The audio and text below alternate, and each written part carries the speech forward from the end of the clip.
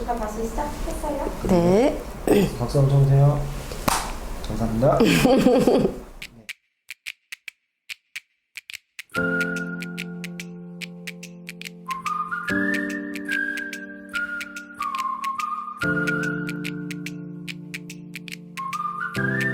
안 보면 애틋하고 보면 부딪히게 되는 존재, 바로 가족입니다. 누구보다 살아가는 사람들이지만 어쩌면 적당한 거리 만들기가 가장 힘든 인간관계가 아닐까 싶습니다. 가족 모두의 행복과 평화를 위한 관계 지침서 우리는 피를 나눈 타인입니다의 저자 손정현 작가님을 모시고 가족과 관계에 대한 깊이 있는 이야기를 나눠보도록 하겠습니다. 저희 작가님 자기소개 부탁드리도록 하겠습니다. 네, 반갑습니다. 방금 소개받은 우리는 피를 나눈 타인입니다의 저자, 네, 손정연입니다. 반갑습니다. 지금 이제 여러 상담 네. 하고 계시고 또 강의도 하고 계시는데 그 강의에 대한 기반 되는 것도 어떻게 보면 이제 상담을 기반으로 해서 이제 여러 다양한 정말 많은 활동을 하시는 걸로 알고 있는데 네. 그 상담학에 대한 공부를 시작하게 된 계기가 좀 궁금해요. 네. 그래서 이 질문을 보고서 깜짝 놀랐었거든요. 왜요? 되게 강의 가거나 어딘가에 가서 항상 제가 하는 말이에요. 아. 상담이나 심리하면은 굉장히 어렵잖아요. 네. 그런데 많은 분들이 이제 뭔가 학업에 의지를 가지고 시작했을 거다 이런 생각들을 하시는데 저는 사실 학부에서는 행정학 전공했던 사람이고요. 심리 쪽에는 관심이 없었고 사실 누구보다도 감정을 읽거나 뭐 공감하거나 이런 게 조금 부족했던 것 같아요, 오히려. 네. 그래서 남편하고 이혼하지 않으려고 상담 공부했습니다. 아, 진짜요? 그 남자를 만나서 상담을 하는 게 목표가 아니었고 저는 제 가정을 어떻게 하면 조금 더 평화롭게 잘 살릴 수 있을까? 우리 가정 안에서 어떻게 하면 아이와 남편과 행복하게 살 수 있을까? 요것 때문에 상담을 좀 공부하게 됐습니다. 요즘 현대인들이 인간관계에서 가장 힘들어하는 부분들이 도대체 뭔지. 네. 네. 물론 제가 뭐 사람들이 가장 힘들어하는 게 이겁니다라고 뭐 리서치를 해본 게 아니니까 네네. 확답을 할 수는 없겠지만 말씀해주신 것처럼 상담이 의뢰될 때 들어오는 주호소 문제나 어떤 주제들에 겹치는 부분들이 최근에 들어서 조금 패턴이 좀 있는 것 같아요. 이렇게 모아지는 주제들이 있고 가스라이팅, 네, 뭐 나르시시스트, 소시오패스. 그래서 내가 만나는 사람이 가스라이팅 하는 것 같아요. 뭐 우리 가족 중에 엄마가, 아빠가, 혹은 뭐 형제 누가, 혹은 직장 안에서의 상사가, 친구 중에 누군가가 가스라이팅 하는 것 같아요. 이 사람이 나르시시스트인 것 같아요. 이런 것들로 인해서 스트레스 받으시는 분들이 조금 공통되게 최근 들어서 의뢰될 때 많은 부분에서 저에게 얘기하는 것들이 겹치고 있습니다. 누군가에게 통제받고 지배당하고 이런 부분들에 있어서 사람들이 조금 스트레스 받고 있지 않을까라는 생각을 해요. 없었습니다 이러면 재밌겠죠? 네, 다음으로 넘어가겠습니다. 네네. 네. 다행히도 주변에 조금 정말 다행인 게 좋은 사람들이 좀 많고 저는 오히려 제가 조금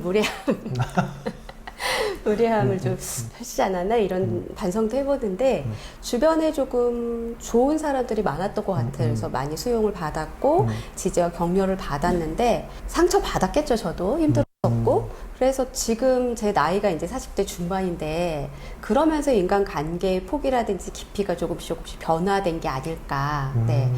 그러니까 100명이 있으면 우리가 흔하게 얘기하잖아요. 100명이 다 내 사람일 순 없고 다 나를 좋아할 순 없다. 그러니까 젊은 시절에는 그 사람들을 다 내 사람을 만들려고 저도 부단히 애썼던 것 같아요. 그래서 저도 약간의 타인의 무례함도 제가 견디고 들어주고 상처 받았지만 그걸 상처라고 해석하지 않는 거죠. 그때 또 죄책감이 들어오는 거야. 이것도 내가 못 해주면서 이 사람을 원망하면 난 나쁜 사람이야. 맞아요. 성숙한 사람이 아닌 거야. 이러면서 제가 상대방하고 상관없이 제가 오히려 저를 이렇게 굴레 안에 넣었던 것 같아요. 그게 사실은 가스라이팅이거든요. 그 사람이 대놓고 너 이렇게 해 지시하지 않았지만 혼자서 곱씹어 생각해 보니까 해줘야 되는 거 아니야? 안 해주면 내가 성숙하지 못한 사람이지. 내 인간성이 나쁜 사람이야. 이렇게 해석하면서 하는 게 이제 가스라이팅인데 저도 많이 당했던 것 같아요. 근데 이제 40대 뭐 이런 거 공부하고 이렇게 되다 보니까 구분짓기 시작한 것 같고, 그러면서 인간관계의 폭이나 깊이, 어느 정도 집단이 이제 만들어지는 거죠. 그래서 내가 굳이 이 사람을 만나서 상처받을 사람이라면, 우리 이제 젊은 친구들이 흔히 하기에는 손절도 하고 손절한 사람이 없기는 한데 지금까지 살면서 네네 뭐 그런 어떤 제스처를 이제는 조금 자유롭게 조금 편안하게는 할 수 있는 것 같아요. 저는 제 별명이 스미마셍이거든요. 스미마셍 네. 스미마셍 이제 많이 한다고 저희 이제 상담 선생님들이 이렇게 부르는데, 과도하게 스미마셍을 하는 거죠. 내가 나중에 보면 내가 잘못한 게 아닌데 네. 입버릇처럼 그런 것들이 조금 있었던 것 같아요. 그리고 복잡한 어떤 우리들의 인간관계에서 작가님이 생각을 하셨을 때 네. 여러 가지 또 경험도 있으시고 또 지식도 있으시고 하니까 좀 이것만 좀 지키면 좀 상처를 좀 덜 받거나 아니면 상처를 좀 받는 걸 조금 이렇게 완화시킬 수 있다, 뭐 이런 좀 팁이나 아니면 좀 이런 것들이 좀 있을까요? 가장 좋은 방법은 상처를 안 받으려면 상처 주는 사람이 없으면 되겠다. 맞아. 경계를 침범하지 않으면 되는 것 같아요. 서로가 선을 넘지 않는 거. 선을 넘지 않는 거. 이 사람을 내 사람화 시키려는 욕심을 버리면 되는 것 같아요.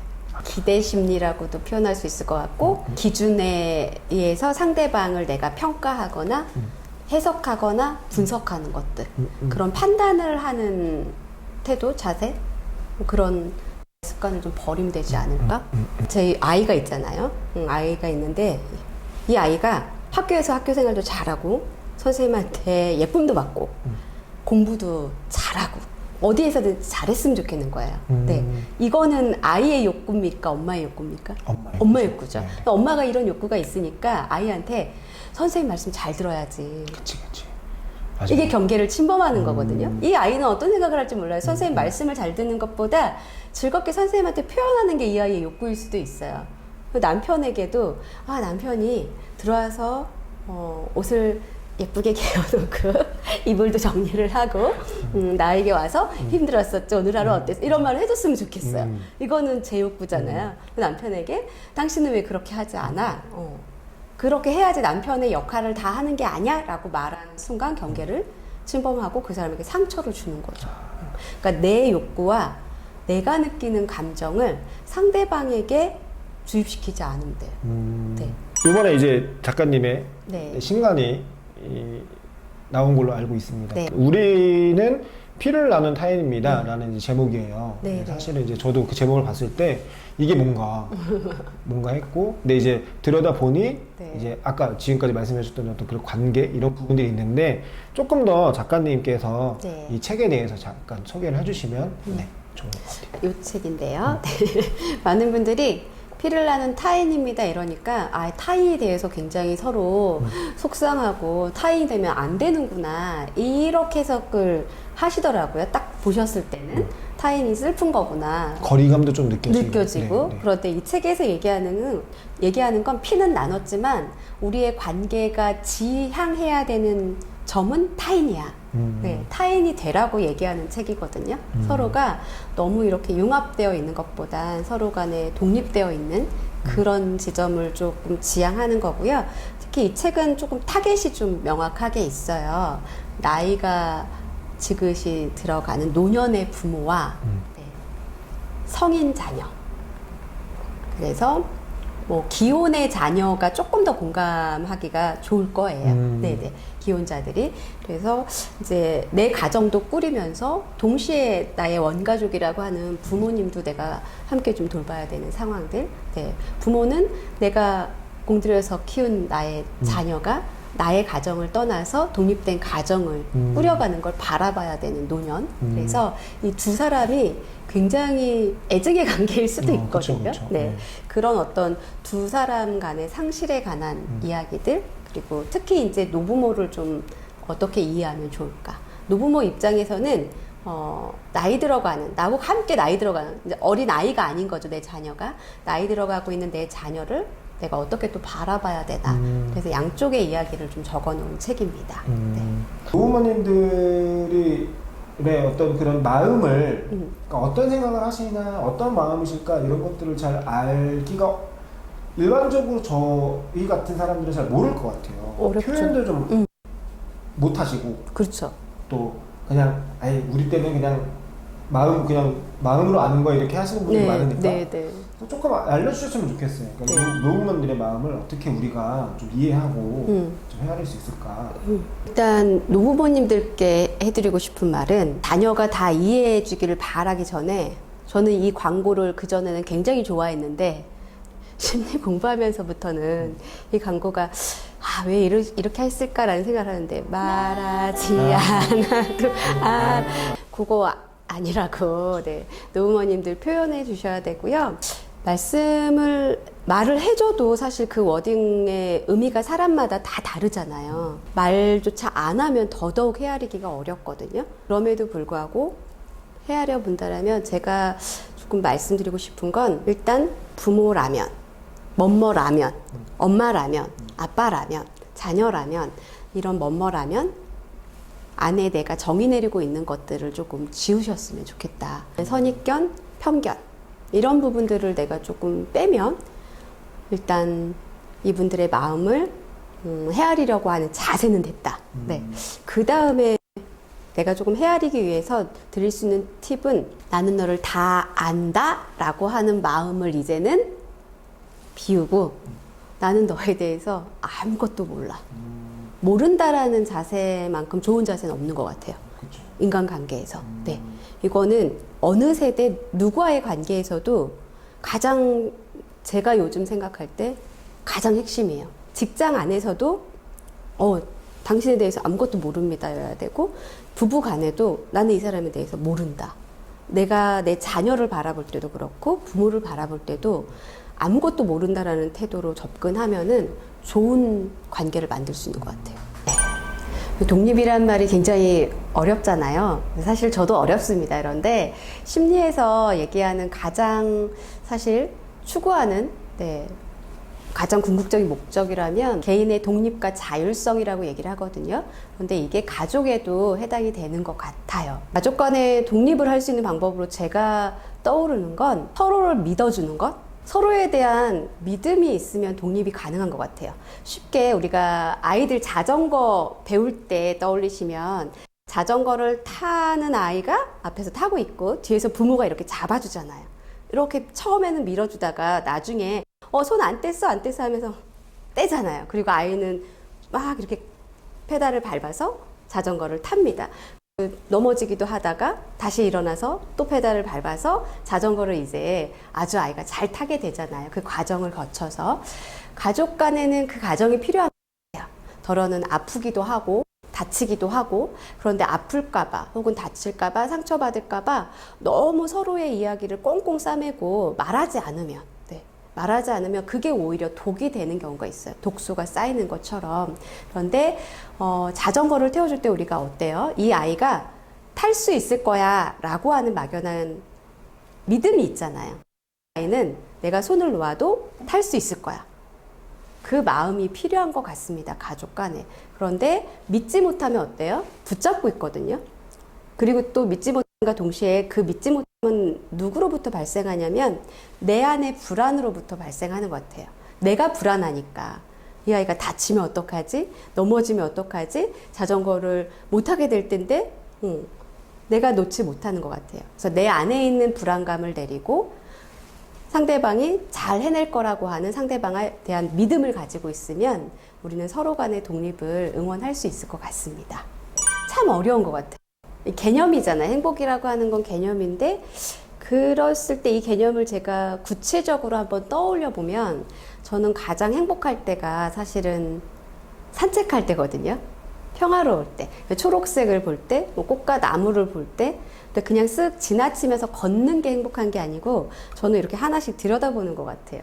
그리고 하늘도 한 번씩 보고 그러면 갑자기 숨을 되게 크게 뱉을 수가 있어요. 이렇게.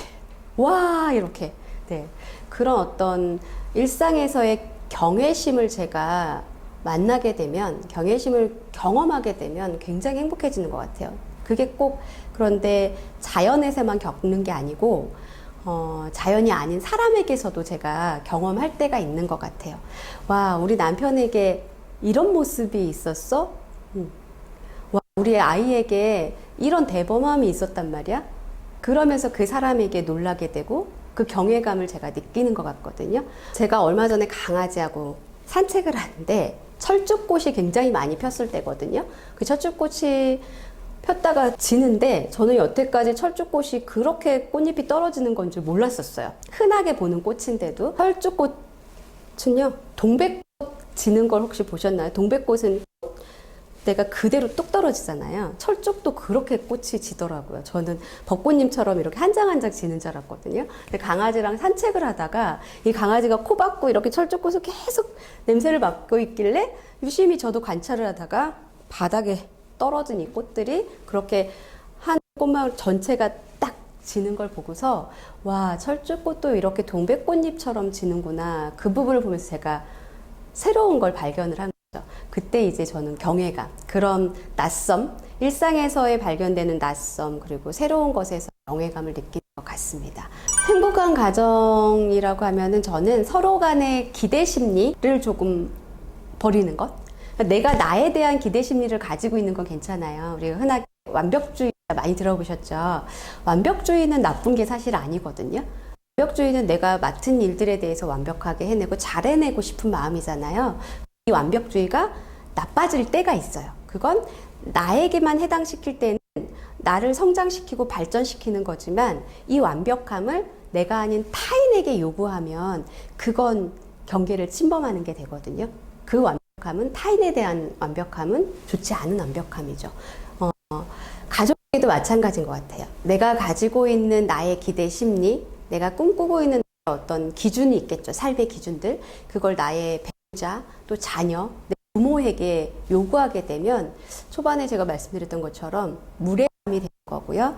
경계를 침범하게 되는 이야기가 됩니다. 그래서 서로 간의 기대 심리, 뭐 그렇다고 해서 이 사람에 대한 기대 자체를 하지 말라는 건 아니고 희망과 기대는 있어야지 행복하니까 희망과 기대는 가지고 있대. 그것을 분리할 수 있었으면 좋겠어요. 이것은 내가 가지고 있는 희망과 기대.